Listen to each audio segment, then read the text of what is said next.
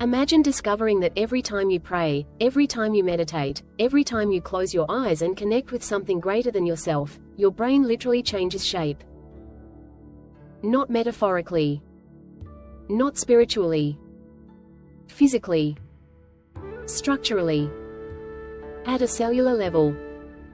And science has not only confirmed this, some of the most respected neuroscientists in the world have spent decades studying exactly what happens inside the human brain during moments of deep faith.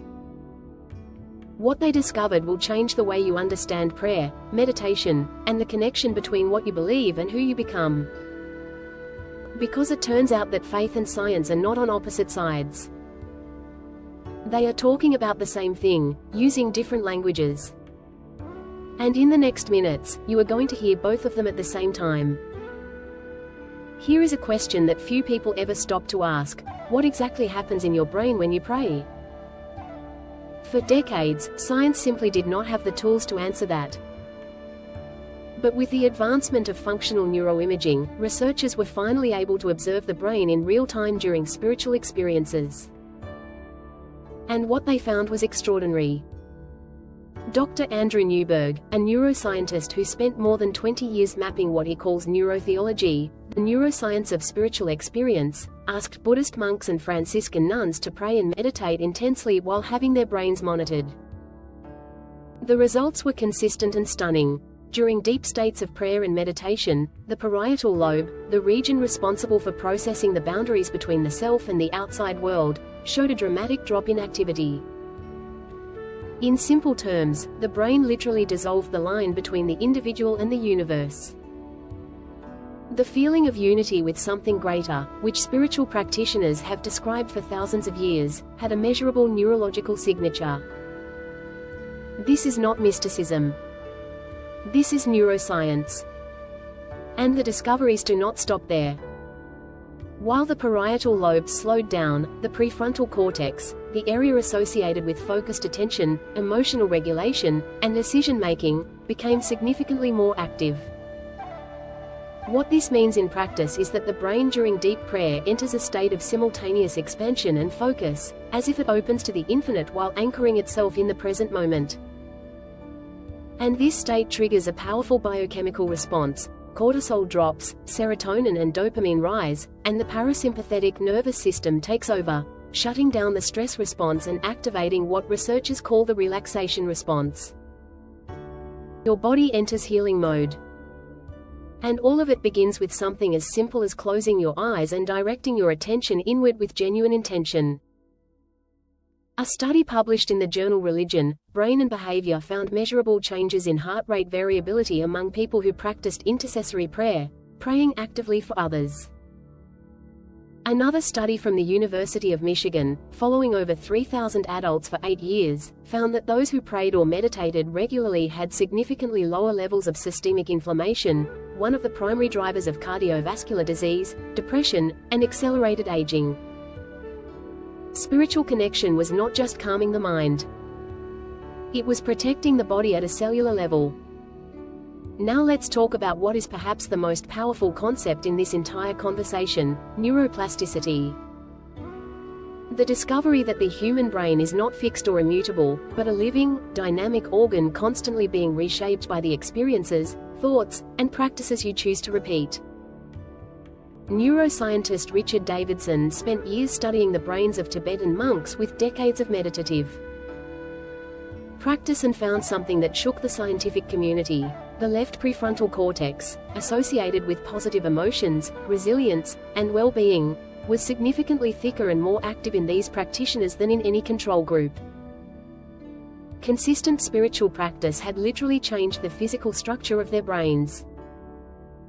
But here is the part that matters most for you. Subsequent studies showed that even complete beginners, people with zero prior experience, began to show measurable structural brain changes after just 8 weeks of regular practice. 8 weeks. You do not need decades of discipline or a monastery in the mountains. You need consistency. And you need to start. So what does all of this science actually mean for your daily life? For the choices you make every morning, for the 10 minutes you keep telling yourself you don't have? The research is clear. You do not need theological certainty or spiritual perfection to reap the neurological benefits of prayer and meditation. You need regularity, genuine intention, and a practice that resonates with who you are, whether that is prayer, silent meditation, conscious breathing, or deep gratitude. Studies consistently show that 10 to 20 minutes per day of sincere spiritual practice, sustained over 8 to 12 weeks, produces measurable changes in brain structure, inflammation markers, cortisol regulation, emotional resilience. And here is something science confirms that you may have already felt intuitively: the quality of your attention matters far more than the duration. 10 minutes of genuinely present prayer produces deeper neurological effects than an hour of distracted ritual. Your brain responds to intention. Your body responds to presence. And your soul, whatever that word means to you, responds to consistency. Prayer and meditation are not escapism. They are not weakness.